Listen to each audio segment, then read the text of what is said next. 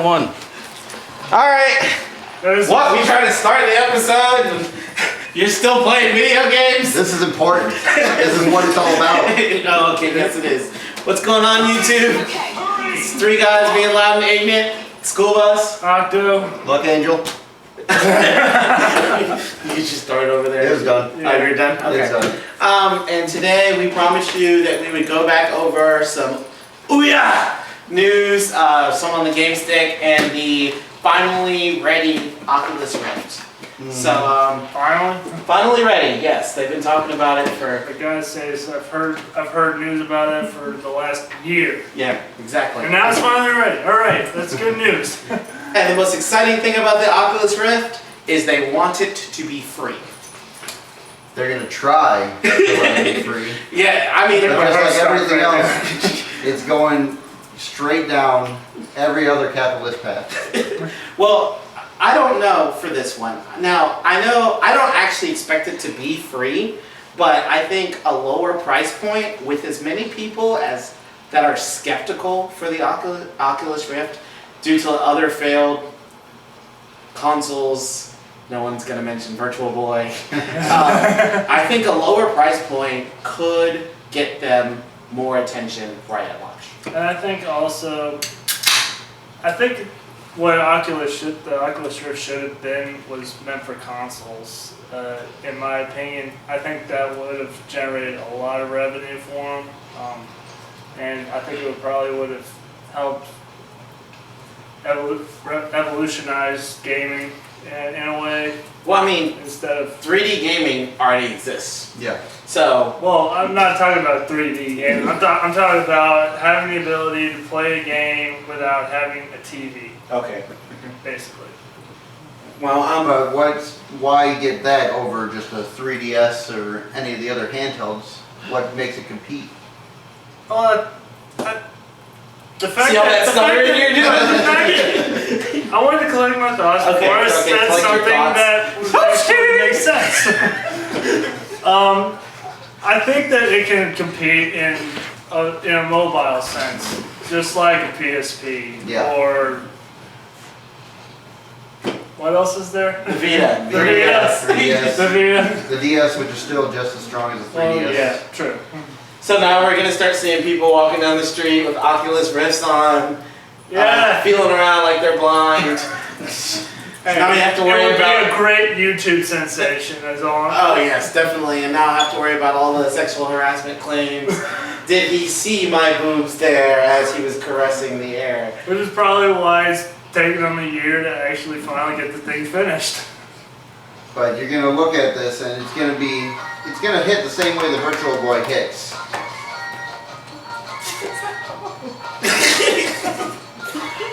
Apparently nobody's wife can turn their phone off during shooting. Apparently not. This is mine last week, this time it's Luck Angels. So basically, it's going to happen the same way the Virtual Boy happened. It's going to be something that was like, oh, this could be interesting, it's got a lot of potential. But I think the Virtual Boy was ahead of its time, and I think this is going to be a little ahead of its time. Yeah. I guess time will have to see. So, Ouya news. Ouya. You mean Ouya? Ouya. The big flop in the gaming contest coming out. It was so promising, but instead of making it a better Android gaming device, it just made it a moderate Android gaming device, similar to any phone I might have, except the games are going to cost $5 to $20 versus sometimes free. So that was probably gross. It was. Yeah. It was a bad idea. But I agree. Just like what we originally thought, the Ouya, well, it doesn't even get a fist pump anymore. Yeah, because it's just done. And the Gamestick, pretty much the same thing. Yeah. All these promises, and what we're seeing is a lot of Kickstarter funded, really great ideas, and people pouring their hard-earned money into it, and then everything just flopping. Yeah. So do we think that now we're going to start seeing maybe less or fewer Kickstarter funded, or are people going to be more risk? Trying to figure out what the fuck I want to say here. are we going to start seeing fewer Kickstarter-funded projects? No. I think that might actually depend on how well the Oculus Rift is received. Because I think that's the only other big Kickstarter. So now Right. all of Kickstarter's future is all in one console. Yes. I don't see Kickstarter getting any less because, I mean, there's been plenty of flops that have started with Kickstarter, but it hasn't decreased. If anything, people now know about Kickstarter and they're going to keep building that idea pool, basically. Yeah. I can see that. And I think what additionally is hurting the Ouya and the Gamestick Mhm. is the announcement of what three guys decided to call it, Google Station. Yeah, the Google Yeah. Station. The Google Station, because I actually think having a company like Google that's just got more means of money, Yeah, Yeah. media, all that. any of that. Yeah, it's just going to produce a better console. Oh, yeah. It is, absolutely. Especially with, like you said, all the resources Google has. The Ouya has to borrow the Android interface, which granted it's open source, so it allows a lot of people to do stuff, but then again, it allows a lot of people to Do stuff, exactly. So it could be great, but you're gonna have to wade through all the garbage, just like when we were talking about Xbox Live indie games. There's a few gems in there, but you have to wade through all of the porn games and all of the little, pay me $1 because I did nothing. You're gonna have to do the same thing with the Ouya. Well, that is true. So, what price point are we thinking this Google Station is going to sit at? What price point would you feel comfortable enough to? Because Ouya's Ouya's $100. $100 for Yeah. Ouya. But And it's that's- $50 per controller. Right, Yeah. which to me doesn't make sense.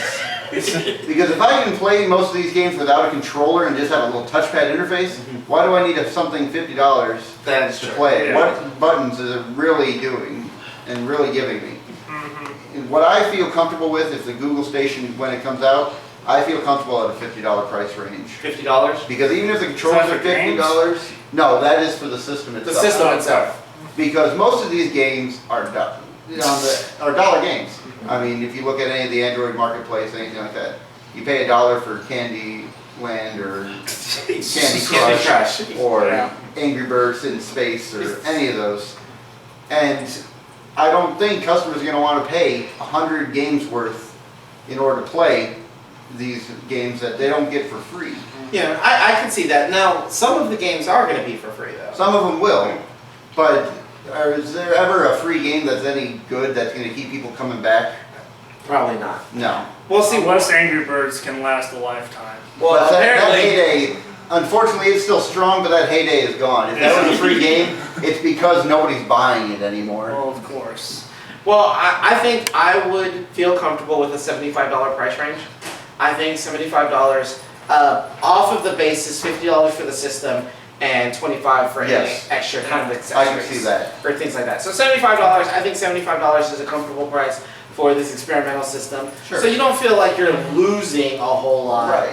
when Yeah. you're trying to test out something. About Yeah, the same that's- price as a normal console game. Yeah, I'm with you, probably 75, and I'm hoping that it's not going to end up like Apple, like Google's going to make like these very specific games that is only available to them. And It shouldn't be because, like was said earlier, the Android marketplace is open source, so all their games are Yeah, open source. There okay. shouldn't be any DRM restrictions or anything like that. Yeah. Whereas Apple has all that. Oh, kind of stuff. oh god, they have that out their tailbone. They do, but it limits the people that can get in, which is bad, but also good because it puts a little bit of a restriction. If someone's going to go through the time to get into the Apple store, they're probably going to put out a halfway decent product. That's true. yeah, So, speaking of prices, and let's travel back a little bit, the Oculus Rift, we know they're trying to go for free, Right. but right now, they're sitting at about $300. Yeah. I doubt they're going to go free anyway. You've got to have room to upgrade, and the way you're going to upgrade is by charging for that. I do think they should charge, but I think $300 is too much. It is. Yeah, it is. It's definitely too much. $300, you can almost buy a PS4. Correct. Yeah. So who's going to buy an experimental system for the same price, a little less, just a tad, than an actual weather-tested system? Exactly. I agree. Well, going on to what's stuff going down. Have either of y'all seen the PlayStation released video, 20 things you did not know about the PS4. Yes. I know you didn't see it because I didn't send it to you. It's okay. That's actually my fault.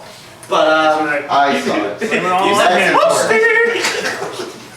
So, 20 things that, it says 20 things you didn't know about PlayStation. It's really 20 things that really didn't matter about PlayStation, in my opinion. Okay. A few of them were important, but they brought up, oh, it's got a touchpad. Oh, we knew that. But the touchpad's button. Nobody really cared about that, I don't feel. Well, actually, if you go on the PlayStation blog, one of the #1 questions people were asking about the PS4 controller was whether the touchpad was a clickable button. But is it gonna help? That just makes something breakable on my controller, more so than any of the other buttons. No. Because if that breaks, then what happens? If it's a major part of the game. Controller, yeah.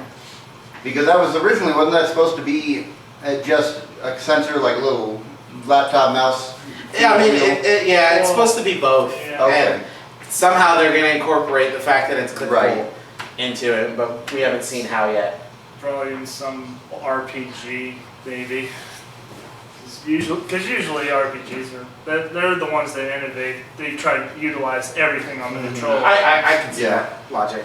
So, but I mean, what I thought was interesting is how similar a lot of the things that we actually didn't know, because a large number of them we actually already knew. Right. But how similar a lot of the ones we did know are to Microsoft's. Yes. A lot of Microsoft's features. A lot of the stuff they showed was stuff that Microsoft was doing on the 360 that they seem to just now start incorporating, like the new dashboard. Yes, the new dashboard. Yeah. And it's not the dashboard, it's called the PlayStation Dynamic, but it's just like what they tried to do with the dashboard on the 360, because they wanted to make it look a lot nicer, little boxes that you can travel to. Correct. And the cross-game chat, which we're finally getting. Which 360 has had forever. Yeah, and that's probably the only thing that... It was one of the main things people said, why doesn't this exist? Yeah, the cross-game chat. But what I was interested in was the instant switching. Yes. So the PS4 is going to have the ability to do the instant switching. So now it really makes you wonder, did the PS4 always have this capability? Or did Sony see it and was like, hey, that's a really good idea, and steal it? I'm pretty sure it's that they wanted to steal it. What shocks me is that they didn't do that for the PS3 when that came out. I think it was one of their goals, but they didn't want to say anything until they were like, yeah, this works. This works. Yeah. So PS4 now can instant switch. Yes. Does that? Because I know you're getting the Xbox One, which can instant switch. Which can instant switch. Does it change your feelings any about the PS4 now? Because it's not like something that, without the PS4 I won't have this capability. I know without the PS4 I won't have the capability to hit the share button and share on Facebook my last 5 minutes of gameplay. Nobody's going to sit there and watch that. So it could be used in a very small amount, maybe, hey, check this out.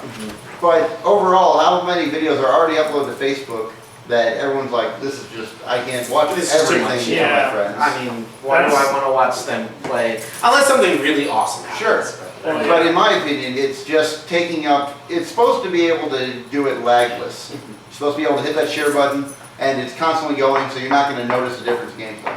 But is it really something that we need to put our processing power towards? I mean, it's going to be played during every part of it. Correct. That's kind of why I'm going to the PS4 for my 360s, because I really don't like how Microsoft is dedicating so much towards all this entertainment features and whatnot, and then it's just almost a distraction from playing a game or just enjoying something simple. Yeah. See, I don't see it as that, as long as it doesn't affect how often the gaming, when I go to play on the servers online, how laggy it is and how long it takes for matches. As long as it doesn't affect any of that, I'm perfectly fine with them adding those features and allowing me the capability to do extra stuff other than gaming. So. Alright, well, I guess we'll have to, I mean, we're all still waiting for new consoles, so only time will tell. November will be 3 months. most likely the console releases. So, alright YouTube, well that's it for us today. Make sure you like, comment, subscribe. We're also going to include a link to that YouTube video, the PlayStation Release 1, 20 things you didn't know about the PS4, so you can check that out if you like. If you have any suggestions for next week's episode, make sure you leave that down below. You have a good one.